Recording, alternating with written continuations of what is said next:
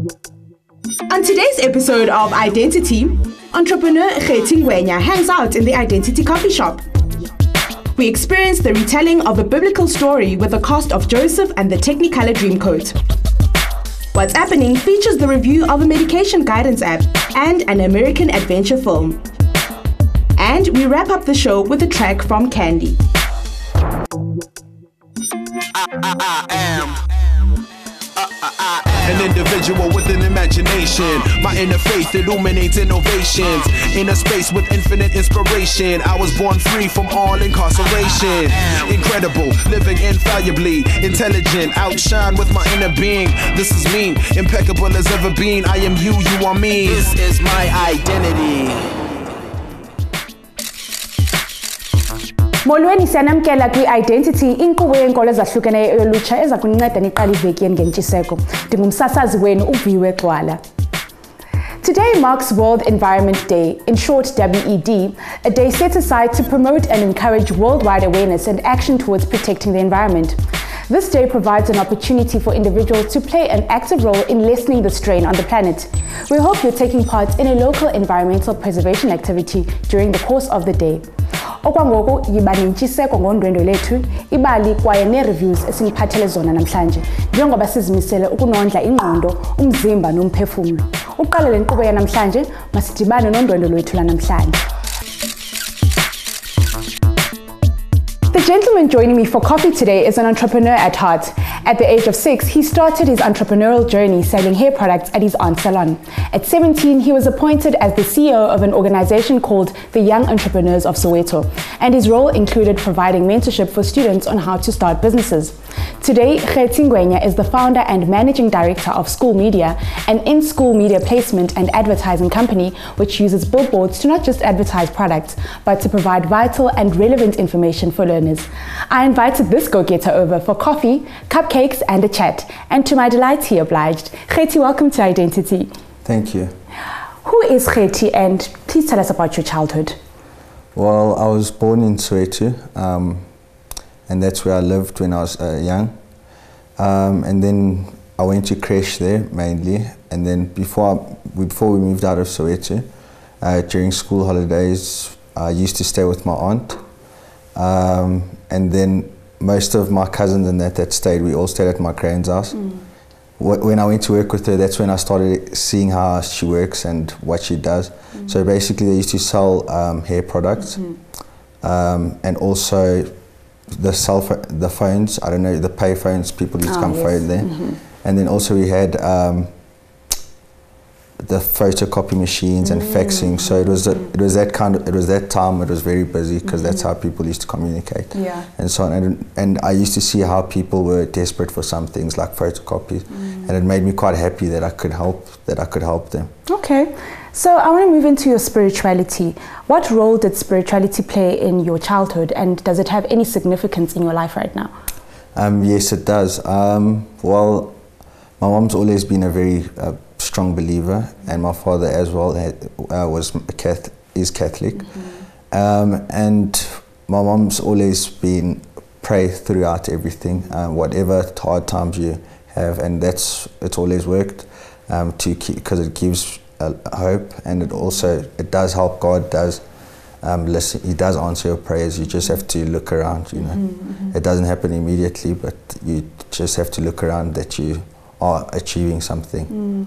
So thanks to your aunt, you started having an entrepreneurial spark at a very young age. I mean, at 17, you were appointed the CEO of the Young Entrepreneurs of Soweto. So please tell us about that organization and what it means to be a CEO. Well, when I started there, I was mainly learning from Soweto Business Executive Chamber.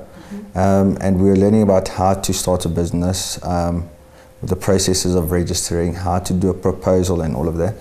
So I managed to acquire these skills to do business plans and proposals.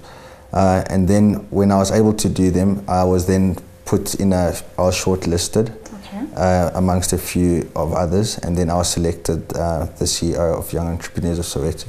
So then it was my responsibility to do that kind of stuff, to come up with projects. So we had business against crime projects. We used to go in community and get people to pledge against crime. and submitted to local councils and all of that. So it gave me experience on if people have information, because some of the campaigns that we ran, people would say, no, I steal because that's the only thing that I can do. Survival, that's how I survive, by stealing, you know. So they won't sign it because that's how they live. So it made me realize that if they knew better, if they had more information about, like I know about how that I can start a business and it can be successful. So if they knew that at an early age, it could help them throughout their lives. So when I was finishing school, that's what I wanted to do, is get the right information to young people at an early age. So you're speaking about giving information to young people and for them actually having a choice in the way that they want to live their lives. How important is mentorship, especially in such challenging economic and social times? Well, mentorship, I believe mentorship is very important.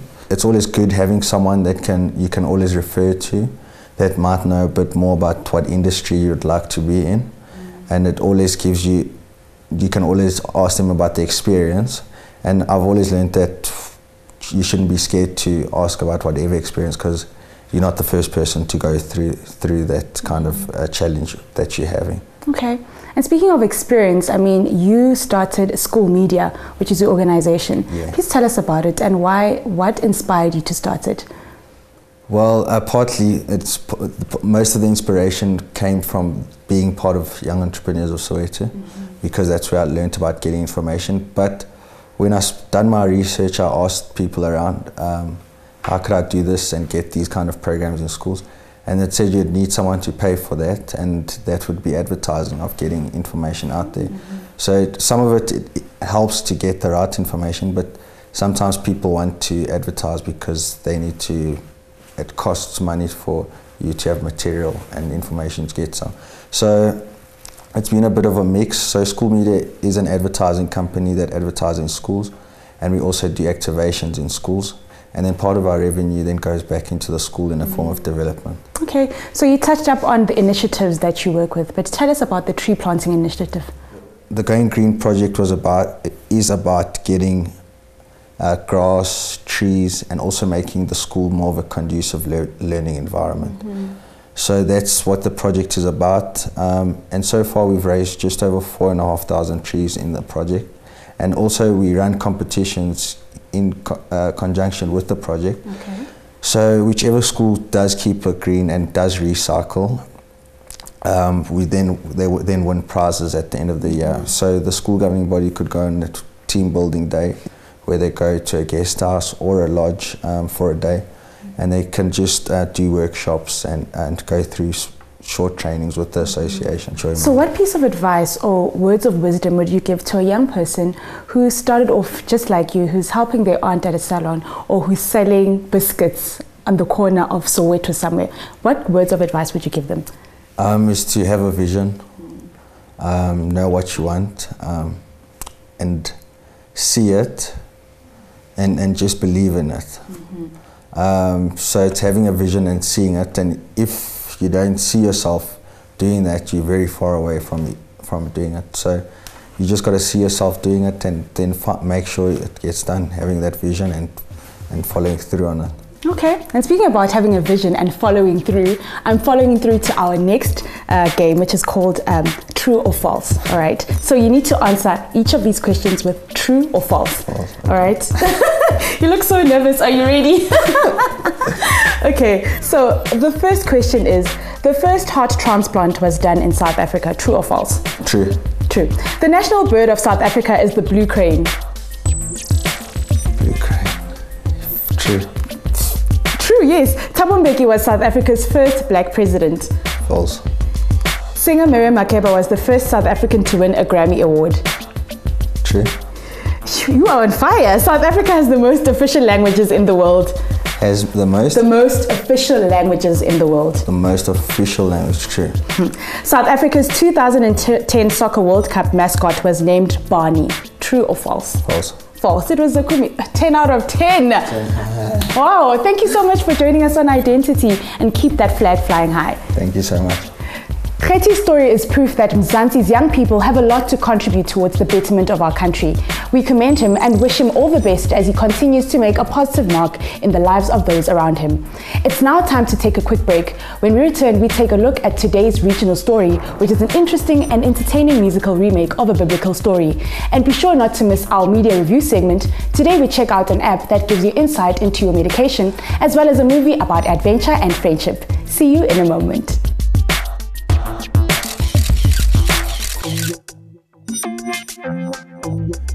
This is my identity.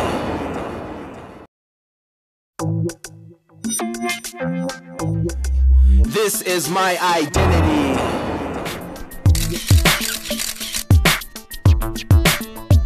Namkelekile kwakhona ku-Identity, inkqubo ethandwa kakhulu eyeenkolo ezahlukeneyo khonapha ku-SABC 1 Mzansi for sure. Viwe Gxwala, enkosi ngokuhlala nathi. The biblical story of Joseph and his coat of many colors has been told time and again from generation to generation. If you thought it couldn't get better, you're just about to be proven wrong. Our team recently experienced a theatrical remake of this ancient story and it was magical. But don't take my word for it. Take a look at what our team captured. This is my identity.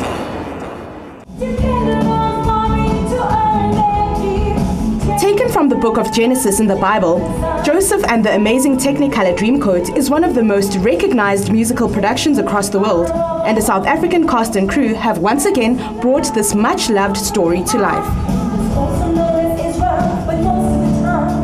Joseph and the Amazing Technicolour Dreamcoat is probably one of the shows I've always wanted to be associated with and to be a part of, because it's,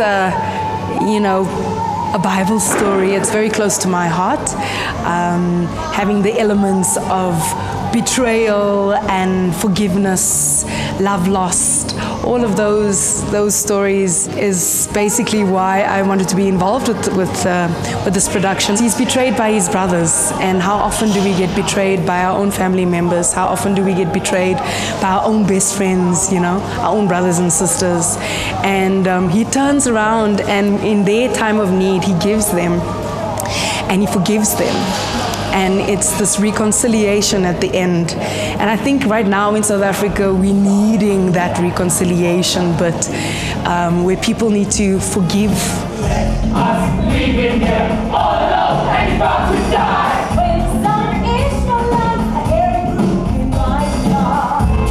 Besides it being a showcase for some of South Africa's hottest talent, it also is one of the most well-known musicals of all time, particularly out of the Andrew Lloyd Webber canon. And it's time. We did it a decade ago to massive success, and the audience has asked for it, and we always supply what the audience needs and what they want. We've made it very visceral, so it's something that you see, but also something that you feel. If you're in the house, which is a relatively compact room, it feels like a concert, but it still has those subtle moments that make it feel like a familiar story. It's very endearing and it's very charming. Joseph has got a very strong moral compass.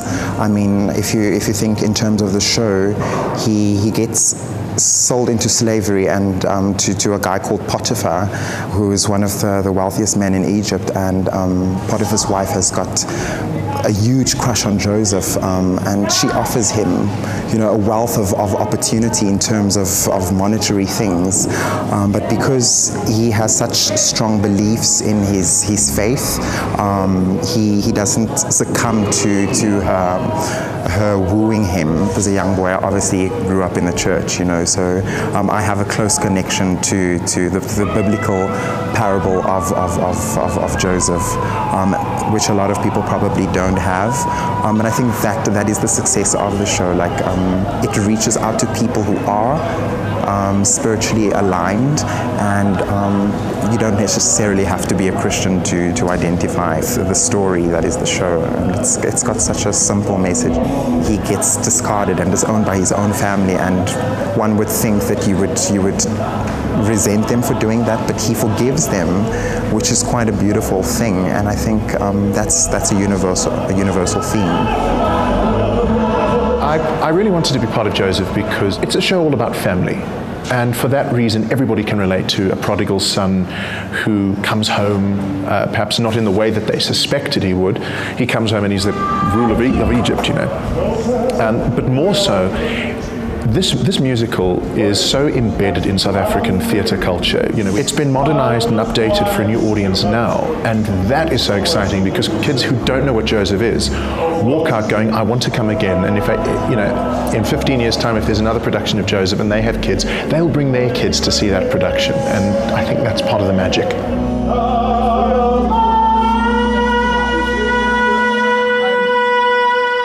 This story is just an example of being able to adapt something that was, I wouldn't say prehistoric, but before our time.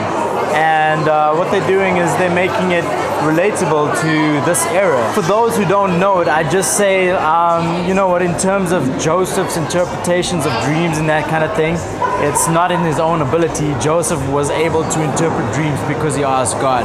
God was the one who gave him that ability. It wasn't out of his own strength. And even in this day and age we're living in, it's not in our own strength or not in our own power that we're able to do what we do.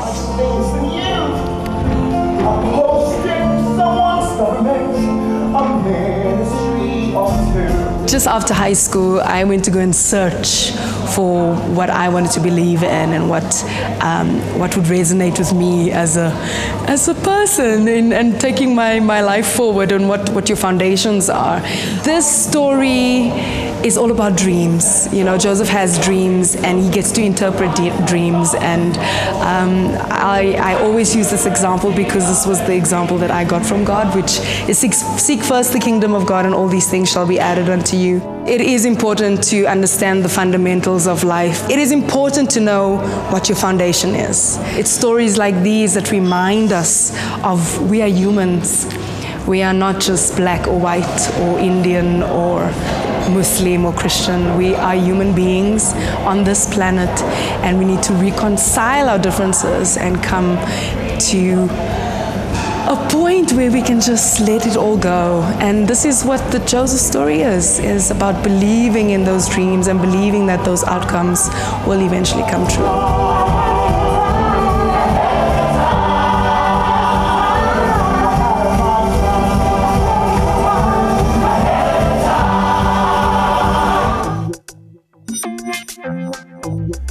This is my identity. What an imaginative way to creatively tell the story of a young man whose life has been an inspiration to Christians for centuries. We applaud the team behind the making of this theatrical extravaganza. What other religious, cultural, or spiritual stories would you like to see being brought to life through theatrical performances? Let us know by emailing identitytvshow@gmail.com. Masingene esivenkileni kokugqibela emva koko singene kwisiqendu sethu se-media review esibonisa i-Appening iinkcukacha zamayeza nomboniso bhanyabhanya obonisa amaxesha anzima namnandi kubuhlobo. Ningasuki kuloo ndawo.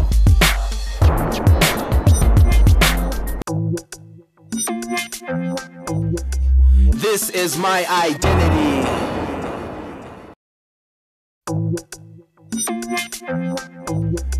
This is my identity. Welcome back to Identity right here on SABC 1 Mzansians. I'm Viwe Gxwala. Today's show got off to an uplifted start with coffee, cupcakes, and an inspiring conversation with entrepreneur Khethi Ngwenya. We then experienced a theatrical remake of the biblical story of Joseph and the Technicolor Dreamcoat. Now it's time to check out what's trending on the media front. This is What's Happening.